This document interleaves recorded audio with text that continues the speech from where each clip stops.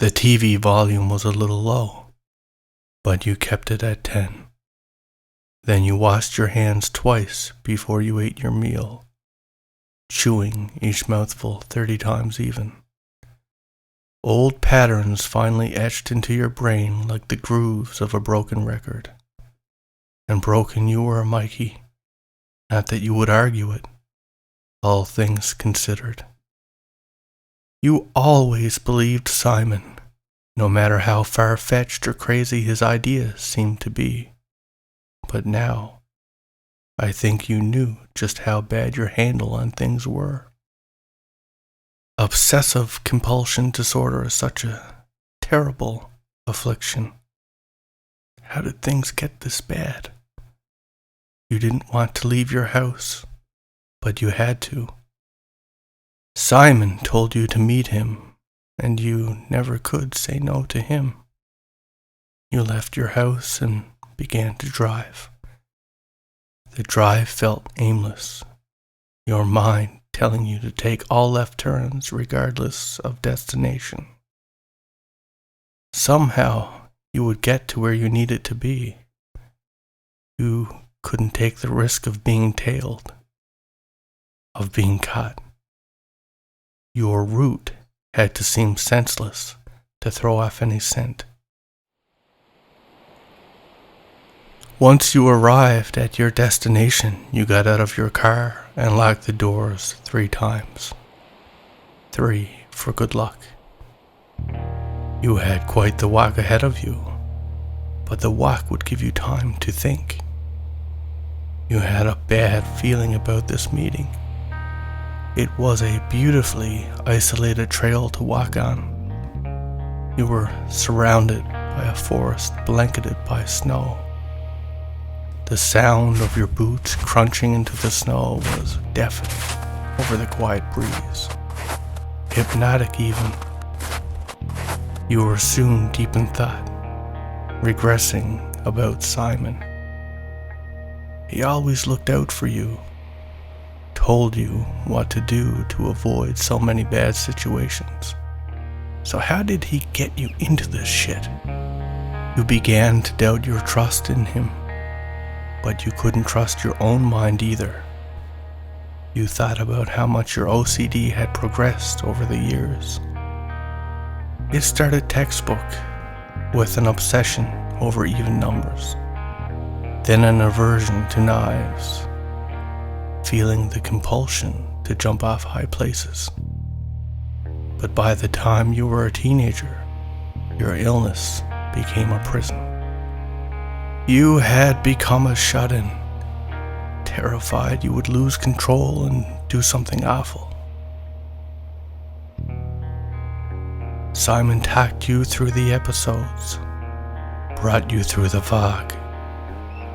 You built such trust in him, but you never expected he'd come to collect.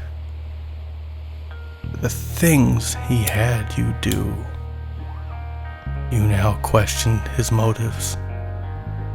As soon as you thought this, you heard something and followed it to the trees. It was faint, but you could hear the chatter of people. Many of them. They were watching you.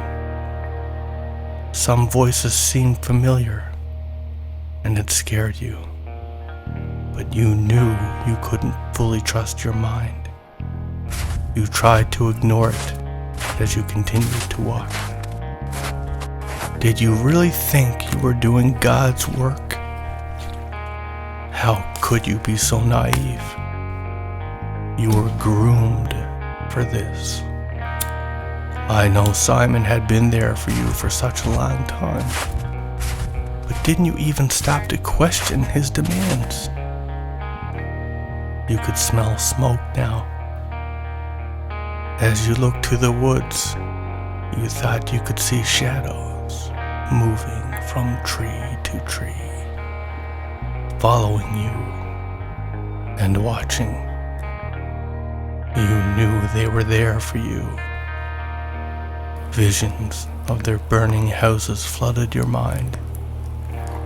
You convinced yourself it was for the greater good, ridding the world of those who would bring great evil. But no matter what Simon told you, you were deceived, Mikey. You know that now, don't you? They were families, Mikey. Husbands, wives, and their children. The feds are closing in. They'll come to know you as a serial arsonist and murderer. The world won't forgive you, Mikey. But God might. God is the only one who will know you were manipulated, that you weren't in your right mind. So why not turn back? I worry why Simon has called you here. The sounds of screaming was louder now. You could hear the crackling of fire. You could feel Simon's presence getting closer. Any minute now, and he would appear. And just as you had that thought, he did. It was the first time you ever saw Simon. He wasn't all in your head after all. But he wasn't human either. He was something different.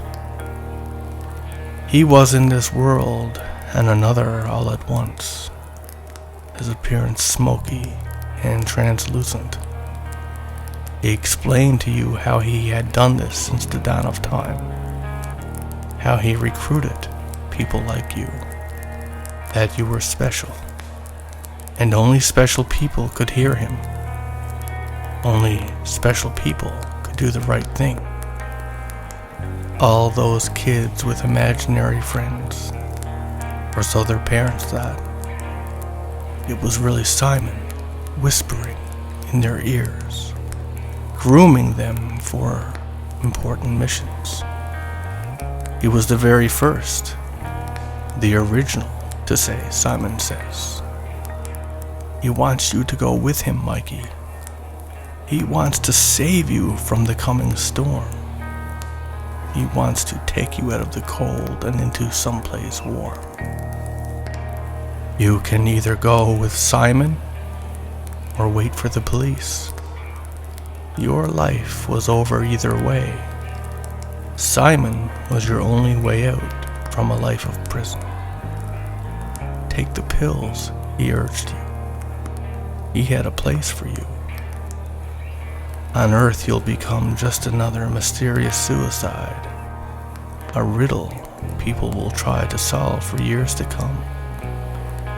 Another quiet kid tied to a tragedy no one will understand, but you'll be celebrated with Simon and his kin. Regular people can't understand the good you've done, Mikey. They can't see the evil you've burned away. They'll hurt you in jail, Mikey. They'll hurt you bad. Besides, has Simon ever steered you wrong? He's always given you the secrets to life, the number of times to lock the door, the cracks to avoid, the patterns to follow, all the seemingly small, unimportant things that manifest as good luck, all the ways to avoid misfortune. So what do you say, Mikey? Take the pills and go home with Simon. All your friends are there waiting to welcome you. They're cheering for you. It's so warm there, Mikey. Take the pills.